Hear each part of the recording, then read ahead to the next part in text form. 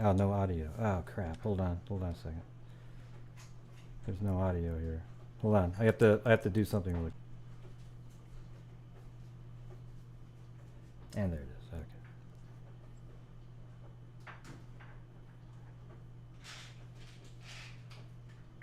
So mean. Allegedly. I don't even know what. Okay, hold on. Now my whole screen's dark right here, so I don't even know if I'm on. It's just me. Yeah. We went on here so fast that. Yeah, I don't know. Let's see. Gray has blinded himself out, but you know his voice. He's really there. Yeah, I am here. Not sure why it's dark like that, though. I don't know. There were like 60 people, and then now it says 120. So now there's for a while I was buffering, so I couldn't even see myself. But we do now. Yeah. All right. So I don't even know does it even work if I go to my middle monitor? Okay. Well, at least that's there. All right. So this is just a totally random, really quick live. You're not going to see my face or anything, and but it's really absolutely nuts. So I don't know if you guys have followed the other case. There's the case in where is it? That happened, I don't know, a month ago or something like that. So let me type this in really quick. And this is a little bit crazy what Gray just found. Yeah, it's pretty wild. Okay, so I remember covering this on my channel the other day, and that's why it's kind of cool to cover more than one case every once in a while. Mm-hmm. Okay, so here we go. Let me open this one up.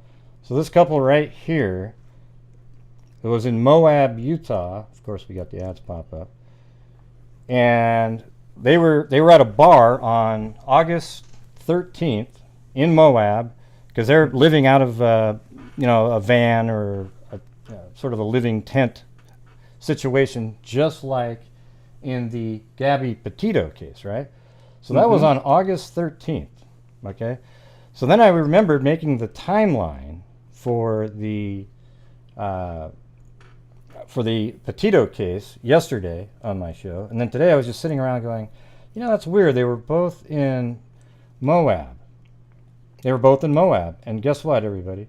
The timeline for the Petito case, they were in Moab on the 13th of August. That's the date that they were there, and that's the same date that couple hasn't been seen again after being at that bar in Moab. And they were at the world-famous Woody's Tavern.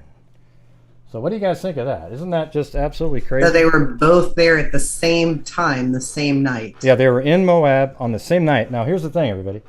I got on the phone, and once I had noticed that, I go, ooh.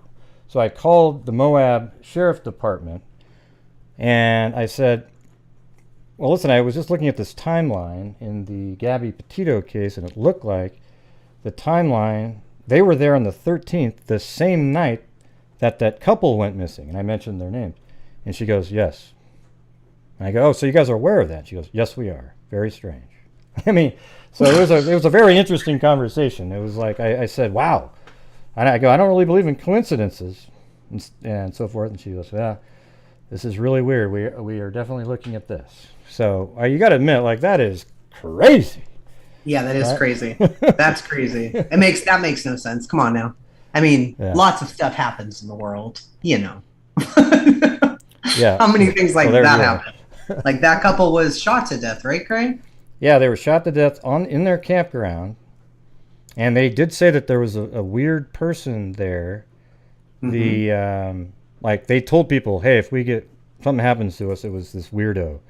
And you know what? Isn't it weird that they were camping sort of similarly, living out of and so that means they were probably, there's a chance there was sort of a similar place where they would have stayed, right? That is weird stuff, man. What do you think the odds are of that? I don't know. Like, what are the odds that you have two people killed, and then on that very same night, there's this other people there, and one of them's missing now? Right, exactly. That's pretty, I don't know. I don't know, man. That's crazy to me. And when Gray called me, I'm like, what the hell are you talking about? Yeah. And then he tells me, and I'm like, wait, what? Are you sure? He's like, no, yeah, I'm sure. No, it's really bizarre. I mean, the other couple, it's a case that doesn't have a lot of media attention, but it definitely wasn't small. It's just kind of not as big as some of these other ones. But, you know, we were looking at it. It took me a while to actually get into that one. So I covered it, put it on there, and they were both shot. They were both partially clothed when they were found. And they had mentioned that there was some weirdo at their campsite. It didn't mention a couple. So, you know, it's possible, very possible, I guess, that it's not related. But, man, that's too coincidental for me not to say something. Like, if they were there the 15th, then I would have been like, okay, that was after. Right. And we do know now, too, that Brian, Gabby's boyfriend, fiance, issued the following statement through his attorney. This is an extremely difficult time for both the Petito family and the Laundrie family. I understand that the search has been organized for Miss Petito in or near Grand Teton National Park in Wyoming. On behalf of the Laundrie family, it is our hope that the search for her is successful and that she is reunited with her family. On the advice of counsel, the Laundrie family is remaining in the background at this juncture and have no further comment. In return, her family released this statement. The Schmidt and Petito families are going through the worst moments of their lives. Their beautiful 22-year-old daughter is missing, and the one person that can help find Gabby refuses to help. Brian was traveling with Gabby in the Grand Teton Yellowstone area. They were traveling together in Gabby's 2012 Ford Transit van, so it's her van. That is where we believe Gabby was last seen. Brian is refusing to tell Gabby's family where he last saw her. Brian is refusing to explain why he left Gabby all alone and drove her van to Florida. These are critical questions that require immediate answers. The Schmidt and Petito family beg the Laundrie family to not remain in the background, but to help find who Brian referred to as the love of his life. How does Brian stay in the background when he is the one person who knows where Gabby is located? The Schmidt and Petito families implore Brian to come forward and at least tell us if we're looking in the right areas. Yeah. So what's crazy? Imagine that. Yeah, I mean, look at the couple that you see on the screen right here. That's the couple that we're gonna be covering tomorrow. But now we've got another angle that we need to add into there. But right. We have Gabby Petito and Brian Laundrie right here. They've just been traveling around, driving from Florida all the way to Oregon was their final destination in October. They were driving around, and they had all these various stops. And I put together the timeline with the pins in it yesterday during the show. I mean, I know it's boring for people watching, but we're putting in all the pins. And then it turns out where today... I just was randomly sitting there going, wait a minute.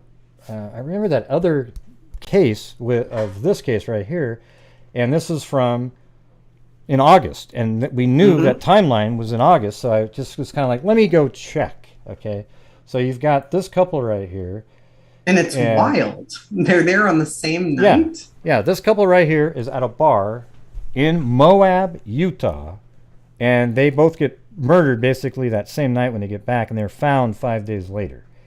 But then we find out that Gabby and her boyfriend are in that same town. We don't know where they were staying or anything like that, but they were there that very same night, and now she is missing. Right. So now this guy right here becomes sort of a common denominator, if you will, of being in a town where 2 women are killed and then one's missing. Right. So that's interesting. It is very interesting. So anyway, there we are. Yeah, we just had to do a quick one because I think we're the first people to have put this together. So you might as well put it out here on So Mean. Allegedly. See that? You see that? So anyways, if you guys want to dig into some stuff and try to figure out, it would be great to know exactly what campground these guys were For staying sure. there. I'm going to be digging tonight and seeing what I can find too. Yes, her boyfriend did drive her van back. He did not come back with her. Yeah, so he knows where she refuses is. to talk at all. He will not talk to her family, Mhm. who he had no issues with, as far as we know. He won't talk to anybody. He won't talk to the investigators. He won't talk to the police. He won't talk to anybody. He just said, no, we're not going to do that. And now he put out a statement through his attorney that no, that's it.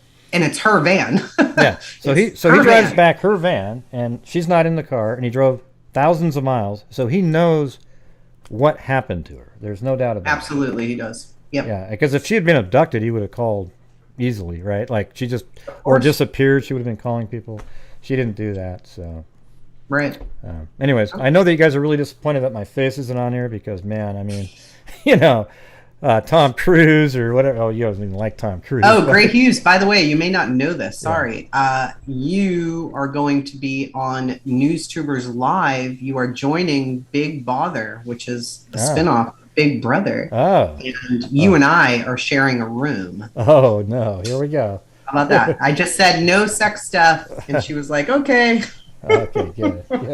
I think you joined tonight, actually. I can't wait to see your character. Oh, God. It's going to be great. Oh, boy. Here we go. Yeah, all right. It's going to be pretty good stuff. All right. Well, we thought we'd throw out that breaking news here. Yep. I'm sure I'll go over it again tonight on my channel again. But this is where we're putting it first. So spread the news, share the link to the channel, and boom. We'll see you guys tomorrow talking about the same case. All right. So hold on for 1 second. All right. So see you guys later. Bye-bye. Bye-bye.